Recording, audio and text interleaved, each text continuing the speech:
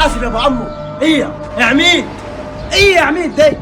ما تخلي بالك من كلامك يا ابو عمو، وبعدين انا مش واخد بالي عليك يا اخي. طب روح روح، الله يصلح حالك يا ابو عمو، عشان مخنا مونون ويتجوعد حراره وحده. العمليه ما حملاش، خد بعضك وروح. روح يا ابوي. يا ابو عمو انت بترمي بالك على الناس، مخك مونون ولا مش مونون؟ وبعدين الجو حراره علي وعليك، ولا عليك انت بس؟ وبعدين ما رايحش يا اخي.